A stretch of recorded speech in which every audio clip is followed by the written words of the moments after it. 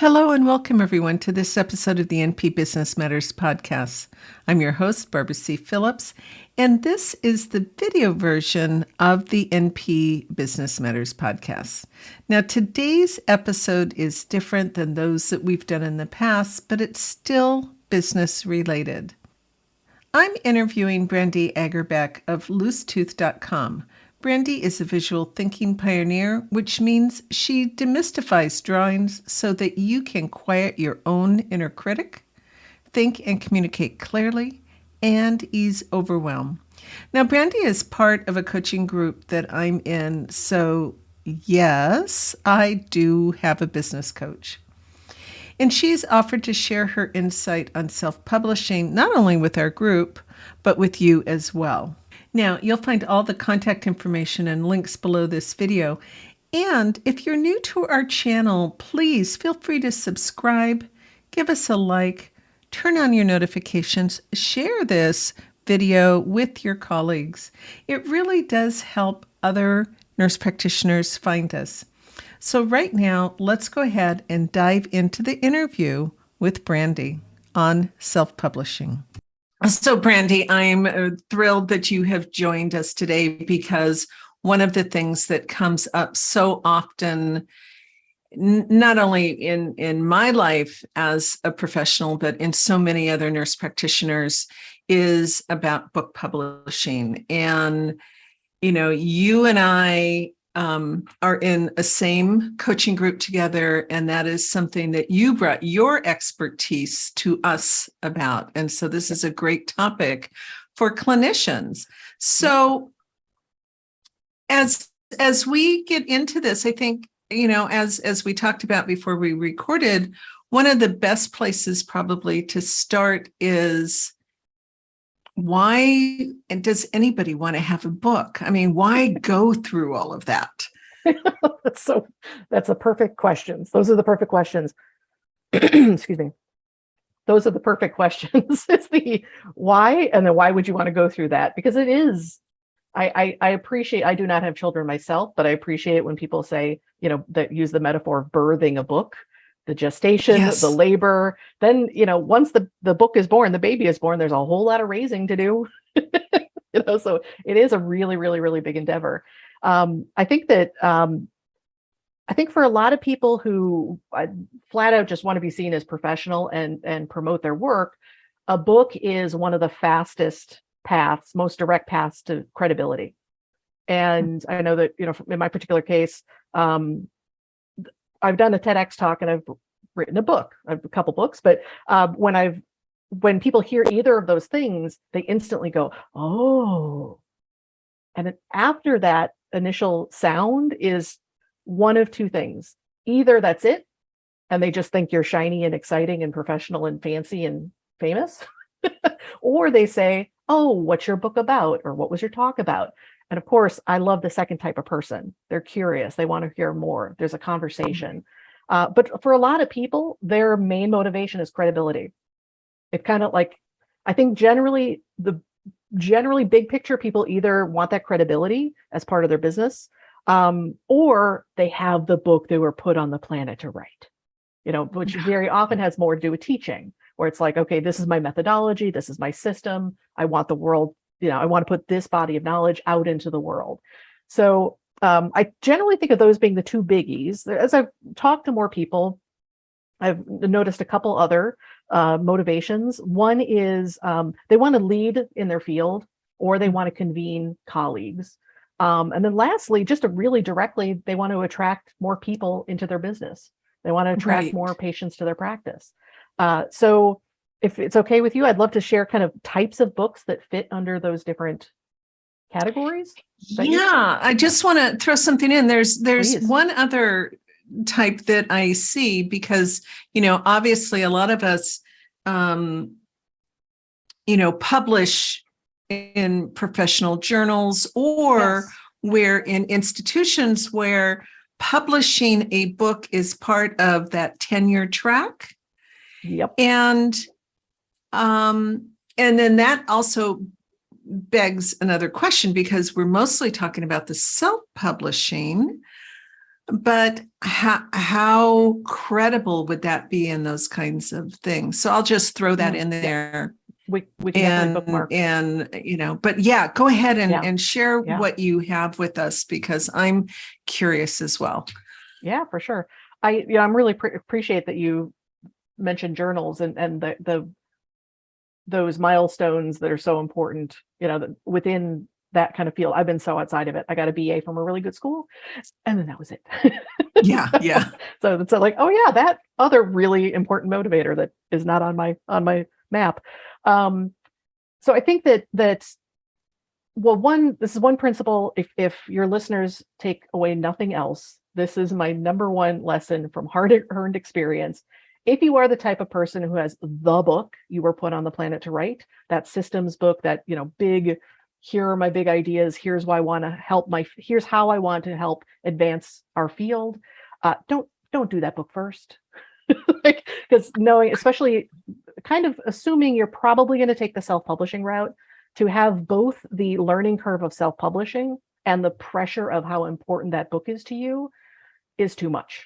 So I always recommend somebody starts out with some kind of starter book. Like, it's kind of like your appetizer book where you're learning the publishing process, and then you can take what you've learned to make writing the book a lot easier.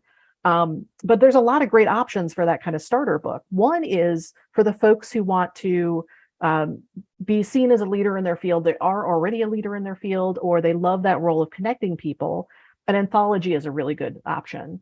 And you mentioned briefly before the call that you were a contributor to an anthology. Can you share anything about your experience there? Yes, it was. Well, I don't know if I can really share anything, because it was in a whole nother life. It was a whole nother life. It was early 2000s. I think it was fairly easy to write those kind of, I don't want to say it was a short story, but it was like the length of a sort of longer short story, but it wasn't, it wasn't, I don't know what to say. It just wasn't, I don't remember a lot of it. And it was certainly not something that was professional in terms of what I'm doing now. It had nothing to do with my being a nurse practitioner. It was really, the whole concept was about women and aging is what it was about. And even though I was a lot younger now, I should have written that story now, not then, but that's a whole nother topic. And it was when I got the books, it's really special to see your stuff in a book. Oh, completely. Completely. It really is. It's wonderful. And it's just like, seeing your name in a journal. I mean, the first time that I had an article published in a, peer-reviewed professional journal, it was like, wow. I mean, it took pulling teeth to get that out by the time it goes back and forth with the editors and the publisher. I mean, all of that and what they want. And between what I did with the book and what I did with the journal in terms of that just article, it was easier to do the book, because with the professional publishing that we are used to seeing, like in the journals, everything has to be just so. APA formatting, a certain style of language that isn't the style I speak in. Whereas the other book, I felt like I could sit down and talk to you directly and write that book. Completely. And I think I actually think that is more attractive to people that you want to attract into your world when you're talking directly to them. So that was my experience. I appreciate that. It sounds like it's you were asked, you said yes, but it wasn't with the anthology with women telling stories about aging, like that. It was like, I was asked, let's try this, and it gave you some experience that helped with publishing. It sounds like more academically, but it doesn't quite fit into what you're doing now or fit in with other ways you'd want to teach. Yeah. Yeah. Not at all. Not Totally. at all. Yeah. I know that like, I'm going to interrupt myself. I appreciate what you just said about the voice, the difference in voice, because when I was in college, I went to really rigorous school, undergrad, and it was kind of a training ground that you either, when you graduate, you either tempt because you thought you were unemployable, or you went to grad school. So it was a very high percentage of people went to grad school. And I wrote in a really conversational voice, and paper after paper, my professor would say, you write in a really conversational voice. I don't usually like it, but you make it work. And I know that for me, in my choices of publishing and going the self-publishing route, was I didn't have the gatekeepers. So I didn't have the person to tell me to try to not write in my voice. So I was really thankful that my path was, I can speak in my voice, I can connect to my learners, I can connect to my audience, and happily that's been really successful. Like I love when you are speaking in your own voice, they really feel like they know you. It's that parasocial relationship, but in pages. Yeah. And I agree with that. And I remember I have, I'm in a chapter of a textbook actually. And it's a chapter on marketing. And I remember we went back and forth with the editors. And actually one of the editors recently apologized to me because she realizes how painful it was. They they approached me to be in the book because they liked how I presented the material. So I happily wrote an entire chapter on marketing for nurse practitioners in this textbook. And then they kept coming back and saying, my voice was wrong, my voice was wrong, my voice was wrong. And that was a really painful process. It was also a learning process about academic publishing.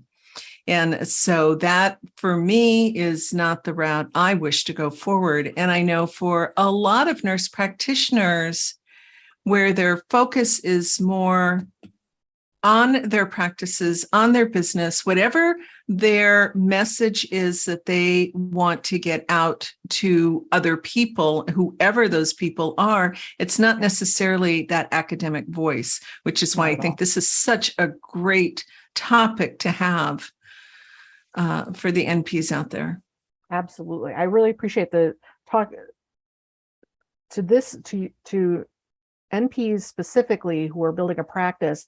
That motivation of attracting clients, that is precisely when you do want to write in your own voice. And I think a type of book that's extremely well suited for that why, to meet that need, is something that's a shorter book. I call them like an intro book or like a mini book. Mini books are like you're solving one single problem.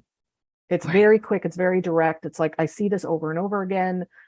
Let's just solve this. Let's get it in text in a buyable format, a format people understand. It's a book. And then an intro book is a little bit more, what I really like about another short format book of introducing people, that it can be a great opportunity to either help with the mindset shifts that make people more receptive to making changes in their health, receptive to things. I feel like that type of book is when you have an established practice, you have a lot of experience with patients, and you're like, if I could just tell them this, because it's a thing I feel like I'm saying over and over and over again. So that's a great opportunity, because somebody might find your book first and then come to you because they loved your approach and they loved your voice and you did help them make that mindset shift. Or it could be a gift to your patients when they come in. It could be something that it is purchased separately, but that short format should not be discredited. And it's a really great learning book, a starter book. The type of book that if you have a particular process you take people through, that you can do kind of a high level, quick view of, this is my approach to meet this need. So in that, it gives them a context where hopefully they are going to come and work with you. But even if they don't, you've given them this context to look at their holistic view of their health or a specific aspect of their health. But those make really good, those types of shorter books make really good ways of specifically attracting clients. These folks are busy. you want something shorter. So those make really good beginner books. As far as general credibility, honestly, any type of book helps. So there isn't really a specific type of book for that. But I think the other motivation of teaching really gets to the book I was put on the planet to write. That kind of big systems book or theory book where, it's going to be that longer book. It is going to be, if you have the system, here is everything in the system, or the kinds of parts of your system that you can teach people in a book. Like my particular discipline's visual thinking. I wrote the book, which actually was the third book in my history of publishing. The book I was put on the planet to write was really challenging because when you teach visual thinking, it's a lot about working with your hands, making your own drawings, thinking things through. It's very internal. There's a lot of limits to a book. So in that book, I did the best I could with that modality, knowing that in my own business model, it was also going to be complemented by a video course where I can take the principles in the book and then actually demonstrate them on video. So as you're thinking about the book, think about what is the system it's fitting into. One thing that's really, another thing you can do is a deep dive book where you go, if I look at my big picture, maybe I have 5 steps in what I'm doing, and I want to write a deep dive just on that second step. That could be another opportunity. I know I'm talking kind of in theoreticals, but hopefully it's making some sense. Yeah, it does. It makes a lot of sense because, I mean, really, the majority of nurse practitioners who are in their own businesses, it is going to be patient facing. It is going to be, a practice of some sort. But we also have nurse practitioners as well as nurses who are health coaches. So that takes it a little bit differently. And then there are nurse practitioners who are teaching different things. They may have a way or a system of how they put their businesses together or some other thing. There are several nurses and nurse practitioners who have begun writing fictional books as well. And want to do that. Like I've noticed that there's at least 3 people I know of now that are doing children's books and probably more to come, particularly with some of the issues around what we can teach children these days, so I think that we'll see more of those kinds of things. So, I mean, there's so many different ways that people can utilize their books. Well, and as you described, that one came up for me, which is if a nurse practitioner is also speaking, a great thing to have, right? If you have a small, shorter, lower cost book, perhaps the person hiring you to speak could also be ordering the book for everyone in the audience. Or if it is a higher price book, it could be the author table, after the event. So, that's another way we can keep spreading our learning in all those different ways. Yeah. Can I ask you? You say that that there is a book in you. Will you share what it is, or what it might be? And we're not going to hold you to it or put you on a timeline. Right. Well, for years, people have been asking me for the book. So basically, as you probably already know, what I do is I teach nurse practitioners about business. The business of being a nurse practitioner, the business of healthcare, how to start a practice, how to start your non-clinical practice, even for that matter. And then all the different components that are in there. So I have been asked for years about, where's my book? How can I buy your book? And I don't have a book. I'm the person who has published probably more content on this topic, talked for the longest on this topic in our industry. One of the first people talking about business, nationwide. And I have all the content. In various different ways, and certainly in my head, and just sitting down to write the book seems, I mean, as you said, when people hear you have a book, they're like, oh, really? I mean, books feel overwhelming to a lot of us. That whole idea. I'll create a whole course, I'll record videos, but getting me to sit down to write a book It's a whole nother topic. Totally. I don't know if you have any, I was thinking about what is it that makes books feel especially daunting? Two things I thought about. One is the permanence. Like once you put out a book, you are the authority on that thing, and things are always changing. So I think there's, a sort of like, well, I'd write a different book 10 years ago than I will 10 years from now. And I think we've already talked a little bit about that sense of voice. I think there is just a whole lot of people who don't feel like they're writing as high quality as they want to be to publish, but happily there's lots of people who can help you, with that aspect of it. But when I describe some of those different kinds of books, did any of them spark maybe that's the format for what you got, the content you have, and well, then you want to bookify it? Obviously, yeah, if it was going to be about starting your business, it would have to, it would be, it would have to be the deep dive. I mean, we just this spring finished up an 8-week live workshop. We're starting it again in September. And it's hard for me not to give everything that's in my head. I'm completely the same. And yep. And so when I think about that, I just think about the amount, writing is not, some people love to write. Mm-hmm. It's very cathartic. It's very meditative. I mean, a whole lot of things. They just enjoy putting that down on paper. And that isn't my mode of expression that comes the easiest to me. And I think that that's what has stopped me from doing that. And thinking about even a smaller version, a lighter version of that book, whenever I get started, I start going deep. It's just because I want to share everything that's in here. Yep. I want to share it all, and yet it's impossible to share it all. It really is. You said the program is 8 weeks. Is that right? The workshop? Oh, the workshop. Yeah. The live workshop that I do is 8 weeks long. Yeah. Does each of the 8 weeks have a topic? Yes. Could a shorter book be an overview of those topics and some questions folks need to ask themselves? Question mark? Yes, it could be. I mean, It could be. You're going to make me write this. I'm not. I'm trying to reframe it as a more doable thing.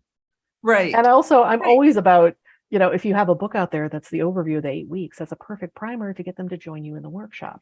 Yes. That is your modality, right? Yes. And, that's something I have been hearing for years, that the book is your business card.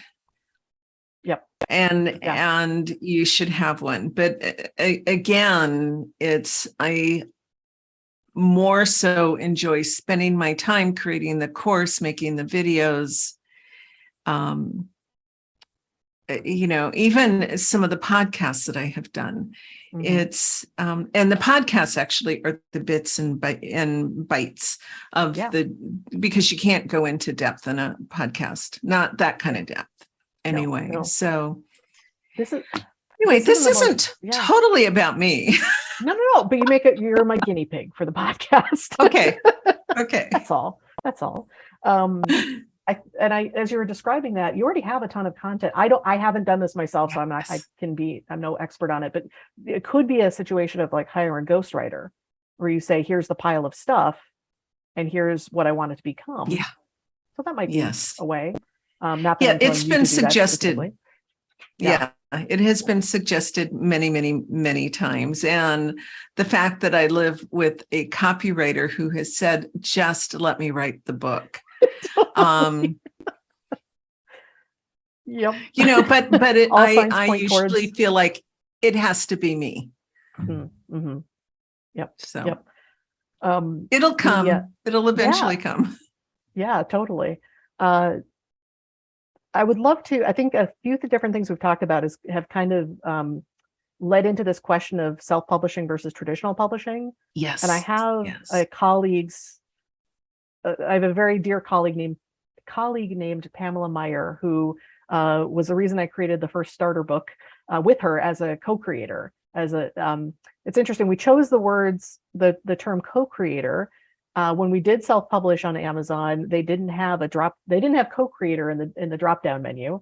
I think we ended up typing it in specially, but we had talked briefly about this idea of co-authorship. Do you know any specific questions about co-authorship that come from your community? No, nobody gave us really some specific questions about it. But first, I guess one of the things that I think of is when you have a co-author, and I guess that maybe it comes from me with that textbook experience. Yep.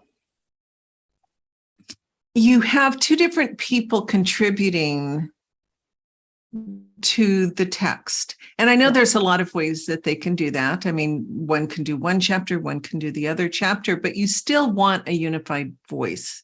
For sure. And perhaps that's where the editor comes in. Yep. So it's really getting some cohesiveness between who it is that you're going to choose for a co-writer or a contributor or co-creator, as you said. And then just like with business, how is that person going to continue to show up? I mean, I guess that would be one of my fears with that. Yeah, for sure. I know that in our particular case, we were lucky that we physically live near each other. So in our particular project, it was coming from a desire where Pamela had self-published first, then a big name publisher found her self-published book and wanted to publish it, which they did. Then she took her dissertation and turned it into a book, and a big publisher published it. And she had a lot of frustration with how much she could control around her own book in that experience. So she knew I was percolating with these ideas. And she said, what do you think of her and I were always, she's a many things, fantastic speaker, fantastic writer. I knew her primarily as a facilitator, where I would be sort of her visual partner as she was facilitating. And we were very often talking about this idea of getting people permission. So she said, what do you think about us creating a book that just basically, for us, our biggest motivation was we wanted to learn how to self-publish. And she was coming from much more traditional publishing. I was just I like to make things happen. Like I'm a lone wolf who says, I'm going to make this happen. We'll figure it out. So we created this book called Permission. It was like the slim little book. We still both love it. And I think sort of like what you were describing about that first anthology experience, it doesn't quite fit in either of our business models. So it's always kind of this joy of somebody saying, oh, I just love Permission. I'm like, oh, I'm so glad you found it.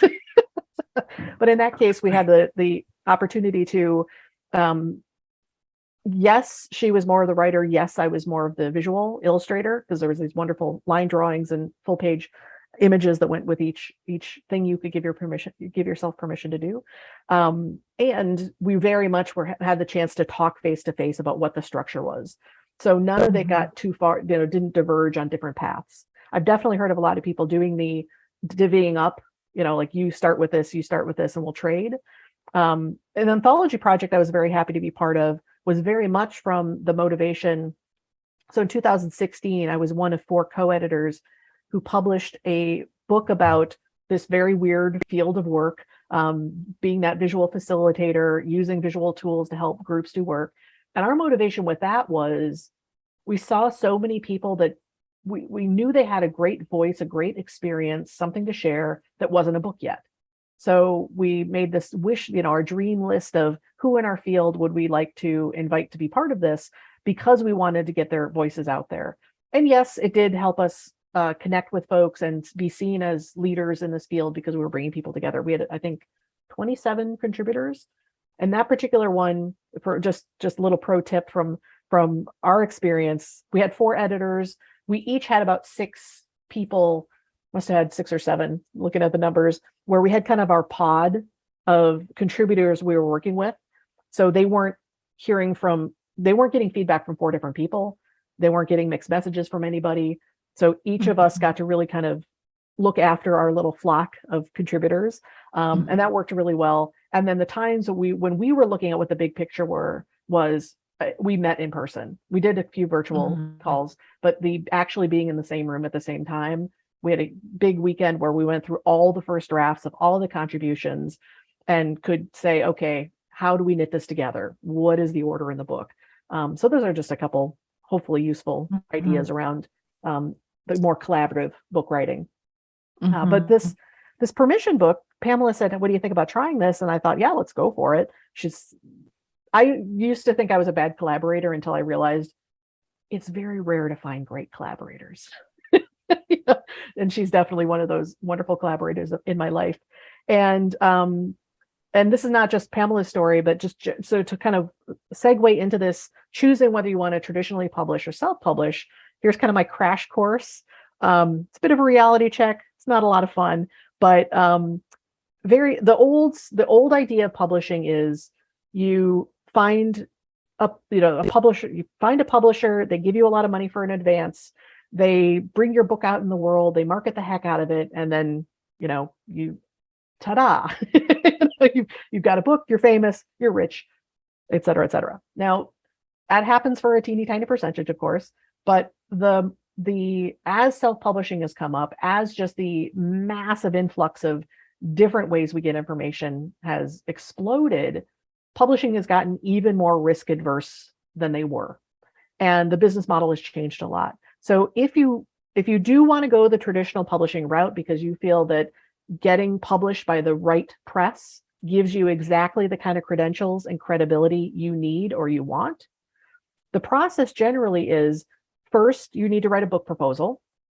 I don't personally have a lot of experience with that, but I know that aspects of it are, here's the outline, here's a sample chapter or two, here's a deep dive in who I think my audience is, what are other titles that are in that same audience or have been published within that same audience. A huge part is you have to show your own numbers of your platform. So I think a lot of people think I write the book, then I get the platform. At this point with traditional publishing, you got to bring in big numbers. And exactly. Yeah. And it's I hate to say it, but you get very little support after the book is published. They pretty much assume that you are going to market your own book. So those old ideas just aren't current anymore, unfortunately. And I was kind of gobsmacked how many contracts you have to buy a whole lot of copies of your own darn book. So, the old model was you would self-publish, go to a printer and have, hundreds of copies of your book in your garage. And apparently that's a big part of traditional publishing now too, right? So if you want to go that route, you write the book proposal first, then you find a book agent, and that agent's going to help you get to publishers. And it's just a whole lot of running the numbers, looking up the publishers of your favorite books that are in your wheelhouse on your topic. And it's I think one of the big detractor of self-publishing of traditional publishing is the timelines, sort of what you were talking about with the more academic publishing. It takes forever. And there's a whole lot of things that aren't in your hands. And there's also a lot of, a big part of traditional publishing is, like you described, is they're looking for a unified voice or a more formal voice, or, they're going to want to shape, they will very likely give you feedback that will change the shape of your book. If you're open to that, if you're like, this isn't a system I'm teaching that I want to keep intact, all those can be reasons to go the more traditional route. As far as the money goes, we always hear the stories of the giant advances, that like rock star book that just broke through. If you get an advance, the first sales of your book go back to pay off that advance first. And then in your contract will be a percentage, or I think it's a percentage, but it's like, for every book after that, you make X number of dollars. Traditionally, that's like $1 per book. It's not large numbers. Now, yes, the main number one reason to go traditional publishing is you want that publisher on your book, that name of that publisher on your book. Because unfortunately, the kind of marketing we used to expect isn't really part of the system anymore. And, sort of the old stigma of self-publishing year after year washes away because people are putting out their own books. I think an issue with self-publishing is, what distribution channels do you have? Because there it used to be that libraries wouldn't buy self-published books. Reviewers, like different sites that review books, wouldn't review self-published books. I think both of those things are eroding away.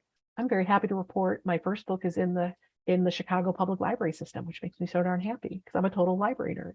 All so right. if they want the book, they'll buy the book and get it in their system. Like that's that's an aspect. As far as self-publishing goes, so the old model used to be you had to go to a printer, you hired the editor, you hired the designer to work out the layout, you went to the printer, ordered X number of copies, and then it was, in the trunk of your car, in the garage, in the basement, and you were entirely responsible, and you had all that inventory. Now, very happily, print on demand continues to grow, and that's when the book isn't printed until somebody orders it. So the number one behemoth in this field is Kindle digital publishing. It used to be called CreateSpace. Now it's Kindle digital publishing. And that is what I chose. That's what we have chosen for all the books I've self-published. So that one book I co-created with Pamela, 2 books on my own, and then the anthology I mentioned. So we did decide that was the right route for those books. And so unfortunately, I don't have a lot of firsthand experience to talk about other choices. But I do love that with self-publishing, I have far more control over what I can do with my book. And there aren't the gatekeepers, right? Exactly. And there isn't the slow timeline. And a thing with print on demand, you come across errors or you want to update something, you can really easily upload a new cover file and a new contents file. So it's not right. the 300 copies in the garage that aren't quite right anymore. Or for the perfectionists of us are like, think about those couple, problems in it. And it seems like, the old way, or at least I shouldn't say that. I because of my photography, I know photographers who have had to do Kickstarter campaigns in order to raise the money to cover the cost of publishing a book, because especially if you were doing hardcover and then it's color images in these books on a certain grade of paper, it gets extremely expensive. Absolutely. And for the average clinician who wants to use a book as a marketing tool or as a tool to help with credibility, that's not something that you want to have to do. And it's rare, I think, for a publisher to come to you.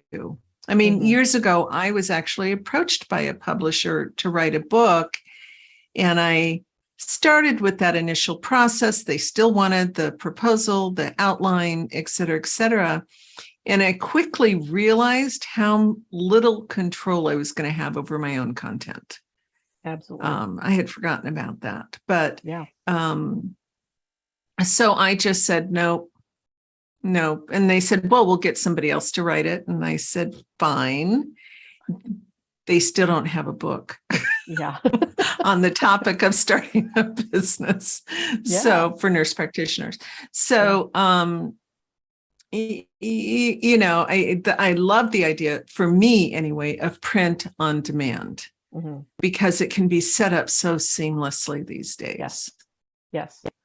As far as I'd love to talk about just the royalty contrast, and then a bit about how you make a high quality self-published book. So my first book that's entirely my own is about 300 pages. The second book is 400 pages. So the specific numbers are a little bit different from each other, but I sell both books at $30. These are big systems books. One specifically on doing that. The first one was doing that specific role of visual facilitation. And for me, it was like the book I needed to get out of the way before I wrote the book I was put on the planet to write.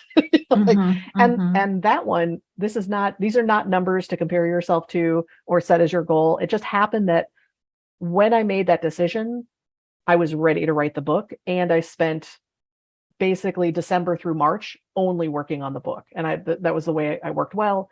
So I made that book, basically wrote it, drew it, proofed, and hired an editor to work with me. Got it all done in basically 3 months, but it was what I ate, slept, and it was your life. it was my life. Exactly. Thank you for getting me out of my own confusion.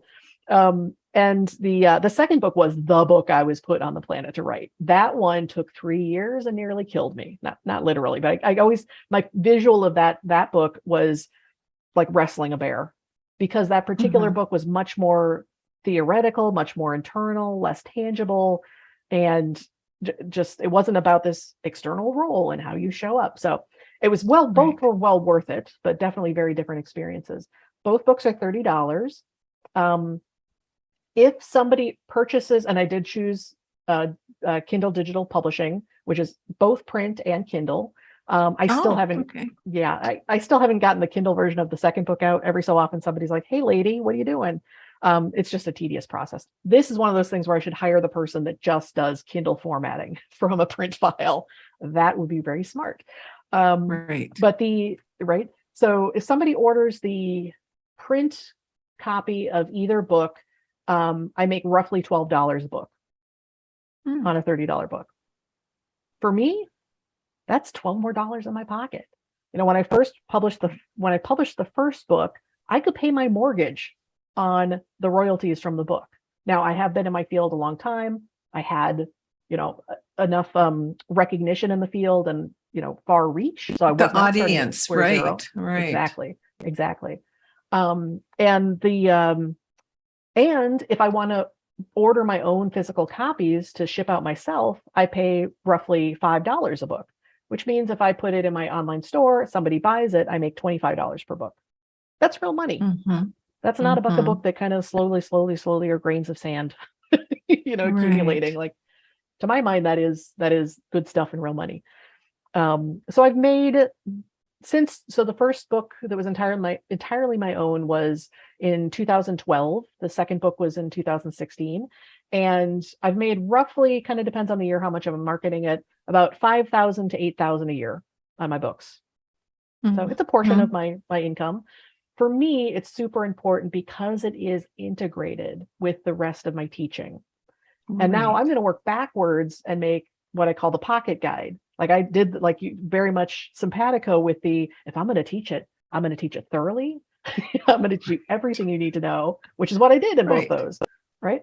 Happily, both those books have become sort of the Bible in each of their respective topic areas. And I do think that's a wonderful thing to do. And I do not dissuade people from producing that book, the systems book. Just don't do it first. Please don't do it first. Because the learning curve of both the self-publishing process and the book, it's too much pressure. just please don't do that to yourself.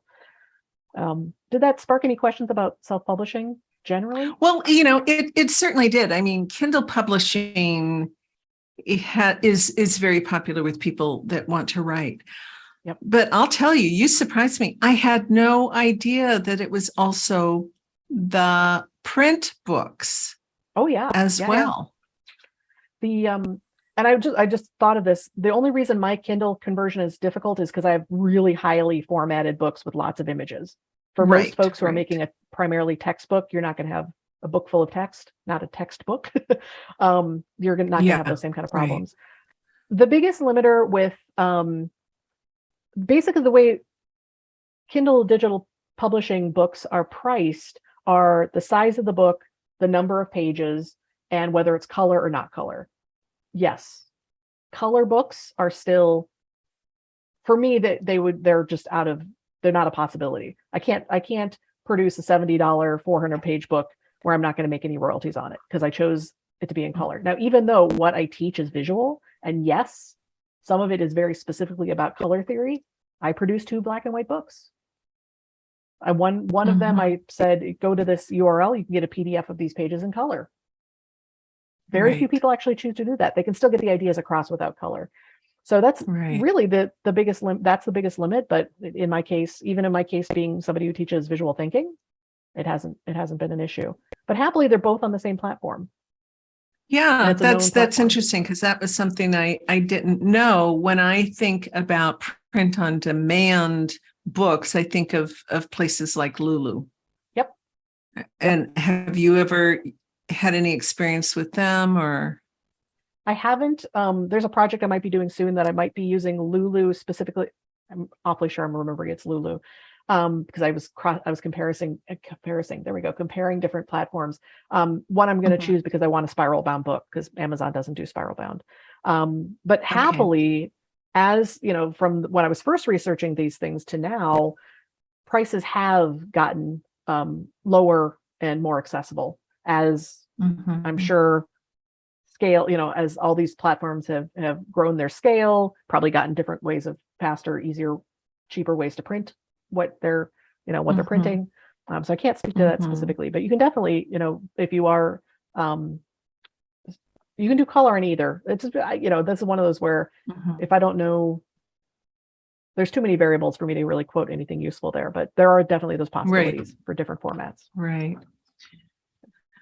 So if I have an idea for a book, or anybody who's listening has an idea for a book and they have their content, one of the questions that came in about this is I have my information. I just don't know what to do with it. So how do they choose somebody to help edit or design or format for these different things? Where are these people? And what can they expect from these people? Yeah. Right? Yeah, they're everywhere. Yes, if somebody has that finished manuscript and they want to traditionally publish, the next step would be finding an agent, writing a book proposal, and then shopping that book proposal to agents, because agents know, the secret language and secret handshakes with traditional publishers. But as far as somebody who wants to go the self-publishing route, number one is hiring editors. I say editors because there's lots of types of editors, but the two kind of main categories is a content editor who is going to look at the shape of the book. Are you speaking in a consistent voice? It's kind of the macro view of the book and how everything fits together. And then the copy editor who is like looking at every single character on that page and making sure it is as beautiful and clear as possible. So in my particular case, now I'm an outlier in this case because I come from a visual background, know a lot of those tools. For my books, the only person I hired was an editor. Happily, I found with each book, I chose a different editor, and each of them knew me, so they knew my voice. So that was a really lucky thing that I have editors in my life. And cost-wise, each book was roughly about $1,500 to work with those editors. Again, 300, 400 page book might be different for different kind of book. But that was super important to me. I'm a synthesizer. I'm a big picture person. For me, the content editor wasn't as important, but I was very thankful that I hired copy editors who could also look at consistency, my voice. Is this clear? Especially that second book that was more theoretical, that could make sure, like, am I actually making sense to another human that's not me? So that was a huge help.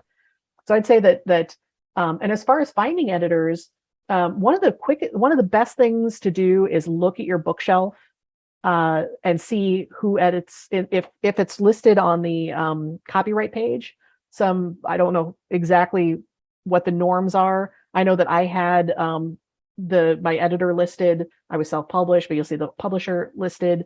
Book designers are often listed. If there's an illustrator, they're listed. So, one thing is just like look at, who's on your bookshelf.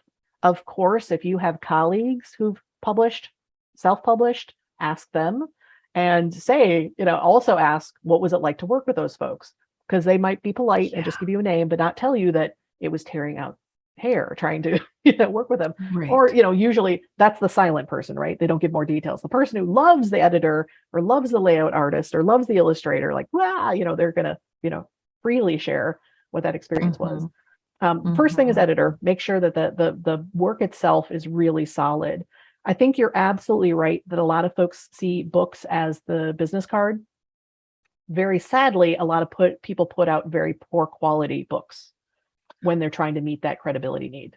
And when I see some of the stuff on Kindle is atrocious. Yes. It is absolutely atrocious. I don't think they've even had anybody edit it. And, quite frankly, let's talk about the need for why you even need an editor, because you can't see what's on the page that you have spent months writing. Exactly. You've got to have somebody else's viewpoint of it, and you probably develop a little bit of a thick skin. Would you say? Sure. Yes. I've got a thick skin, so that was I already had the reptilian skin though. It's like, give me what you got. It's fine. But yeah, you definitely have to know that might feel really vulnerable, but the editor really is looking out for you, because they do want you to put a high quality title out into the world. I think that, you look at those Kindle books and you just think, especially the very low priced ones where you're like, well, maybe they earned $1 on that, cruddy Kindle book that they published. But if you're talking about attracting patients or attracting clients or customers or any of those folks, if they're attracting anyone, are they high quality folks, and are they willing to actually pay for the next thing you want them to invest in? So that kind of that quick, that quick fix thing, we know it doesn't work for people's health. Why on earth would it work for, putting out that great resource in the form of a book? Right. Yeah, it's pretty sad. And I think we've all seen that, especially if, those 99-cent books that are out there, that can be, I've looked at a few of those and I just thought it's not even worth my time. And I no longer even look at them because it's just it's not worth me clicking the time it takes to click and download. It's just not there. Go ahead. I could very easily pull out pieces of my existing work and turn them into a $1 or $2 ebook. But then I know the next step would be the person buying a $30 book, and that kind of buyer is probably going to be like, $30? How on earth could she charge $30 for her book? So it's just like, think about what is the bigger picture in your business. And I know. I hear that all the time, just on apps. You want me to pay 99 cents for an app? Oh my gosh. What? But this thing that could save me so much time, possibly. Right. And that's just it. It's like, what is it that you're offering and how is it going to help somebody? And I think we need to look at the value of it. So going back to Kindle, because it sounds like it's one of the easier ones to do, whether you do the electronic Kindle app or you do a print. Is there an additional cost when you load it into the Kindle system, or is it just is it also the print on demand type of system, if you will? You pay if somebody buys it. I haven't put something new on Kindle digital publishing since 2016. So this might have changed. At the time, it was you bought the ISBN number. That was it. This is part of the reason there's so many freaking books on print on demand on Amazon, because the investment for working on Kindle, I usually say KDP, Kindle digital publishing, is really the getting the quality book before you upload it. So that is hiring the editor or editors, depending on who you're working with.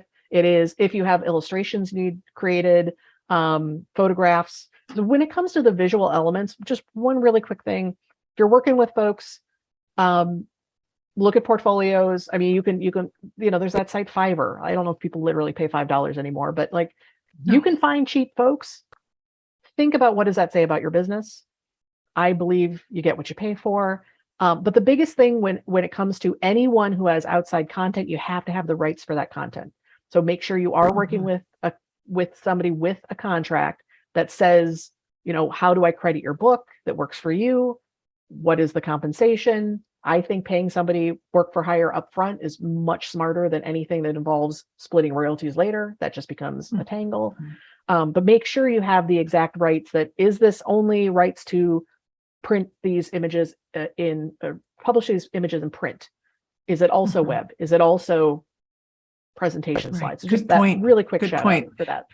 The legal part of this is important, as we both know. And then a person will also need a book designer, correct? Yes. Somebody, and yes, that's yes, the yes. layout. Is that Yep, correct? exactly. Now with the layout, again, different types of like different levels of quality. If you can find, I understand the cobbler's kids not having shoes, where somebody does a particular form of work and they don't have a portfolio, but hopefully people have good portfolio pieces that you can see before you reach out to them. But yes, a designer is a different skill set than an editor, full stop. I think a lot of people want to kind of want that person, that magic unicorn that's all these things in one. Of course. I do think, right? Yeah. I do think, especially as everything moves more and more towards self-publishing, you will find a lot of folks who already work with KDP, Kindle Digital Publishing, or platforms like that. So they could probably help a lot in that aspect. This is a lesson learned from our anthology project. We worked with designers in that particular project. I was thinking about the budget. I think on that project, the four of us each put in $400, let's say $500 to pay for things like getting the domain name for the project, a web designer for that anthology, the book, the layout, the book designer, layout designer. In our particular case, I think we basically got reimbursed for our costs within a year. Again, the contributors help market, we help market, we had an audience. But in that particular case, we hired somebody and our entire process was digital. And we ended up producing a print book that used a font that was too narrow, too fine for anyone who had eyes over the age of 40. So just, proof it in both forms. Little shout out there. Good point. Lesson learned. Yeah. Good point. Yeah. Uh, Although now, when you say your cost for that was a while ago, right? When the four of you did this. 2016. Okay. So not too long ago. It also, we were pooling the funds. And I think one thing in that particular case, 2 editors were Canadian, 2 editors were American. We went with Canadian folks because the exchange rate, it was just like, this is going to get us farther in that particular case. But I think that we were also working with visual people, where we did a lot of the legwork with the contracts, the getting the images in the right format for the layout person. So we were doing a lot of that legwork that was more sweat equity than, money out of our wallets, to make sure it was a faster, easier project for the designer. But I do want to sneak in one last person, because this is growing more, is that idea of a book coach. There are some book coaches which are much more about mindset and helping you work through the obstacles of, the resistance and all that stuff that is, I'm not worthy to publish a book, or just time management, or all that, right? There are also book coaches who specifically work with you all the way through getting it print on demand, like published with print on demand. I contributed to an anthology, not in my area of expertise at all. It was a side project. I was asked, I said yes. And in that particular project, excuse me, the woman who was the sort of the project manager / book coach, she was super clear. She had the timelines. Everything was great for me. And I know I'm like, this is my business. The actual design of the cover and the design of the layout was very basic. So I did kind of work with the leader of that project and say, can I make some suggestions on the cover? Because I wanted it to just be a better looking cover. So they would get your book published, and they very much looked like self-published books, which for those who are skilled in visuals, we can say more about why things look self-published, the spacing or the whatever. But for a lot of us, we don't know how to describe it. We just feel it, right? You look at that and you go, I don't know how much I trust this person, because it looks like it's copied and pasted, and maybe a generic image or whatever. So I personally do think spending some money on the if you need an illustrator, if there's a layout person, sometimes a layout person is different than a cover designer. Sometimes people do both. So I should shout that out, make that a separate point. And a big thing is it aligned with your branding? You want that consistent visual voice across your work. Right. So I can't tell you exactly what different people cost, but those are kind of the people involved. Yeah. And it really, I suppose, depends on again, there's a lot of variables. What is it Yep. that you need, and how quickly do you need it? Are you giving them enough time, and those kinds of things? But the basics, it sounds like if somebody wants to self-publish, they need to have their content, but then they need to understand that they'll need to have an editor. So a content editor, a copy editor, they'll may need to have a layout person and maybe a designer, illustrator type of person.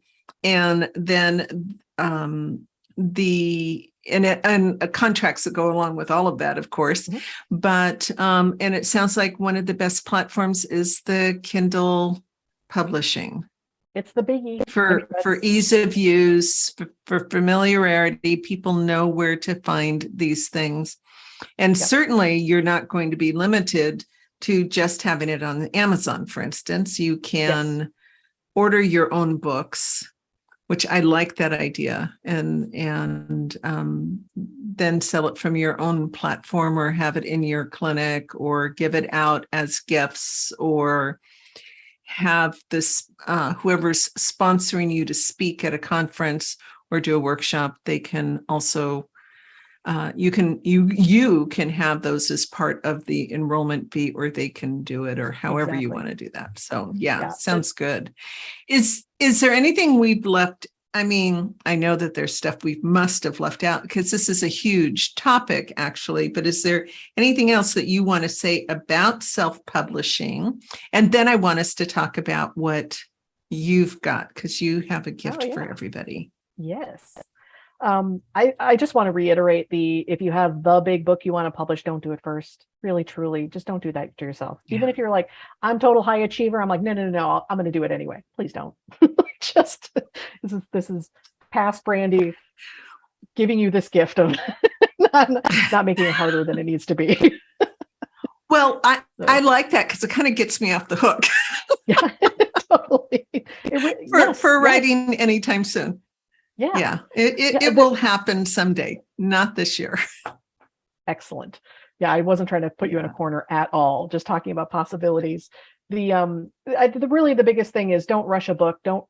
It's much better to take more time to make a high quality book, because it really is your reputation. Yes, you're going to have the people who are impressed just because you created a book, but what you want for those patients, those future people in your, who are using your services, buying other resources, who are your peeps, you want to have that high quality product that attracts really, really awesome people that you're working with long term. Yeah. So excellent. Thank you. Thank you. But talking about those options, because I've in the group that Barbara and I have met each other in, what I want to offer is I've got a PDF and a very short video that walks you through. I thought it was way too detailed to try to say out loud on this podcast, but I think it would be a lovely next step for folks, is a PDF and short video that shows these parallel paths about different types of publishing. So if you're like, okay, I kind of got what she was talking about, but I want something more tangible, they can definitely, I'm sure you'll share the specific link that they can click on to get that specific resource. Yes.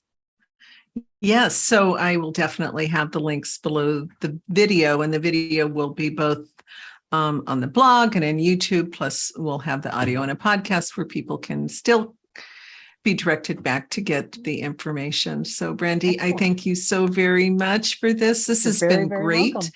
I know in the group that we're in, you helped facilitate a lot of stuff on books, and I was unable to participate in that at the time, but it's something I need to get back to. And I also know who I can reach out to when it is time to write the book. Yes. Not a book coach, but I can save you time, avoid the pitfalls. Yeah. Right. Point me in the right direction. So yes, thank you so very much. And thank you for everybody who tuned in to us, and make sure that you check out Brandy's link.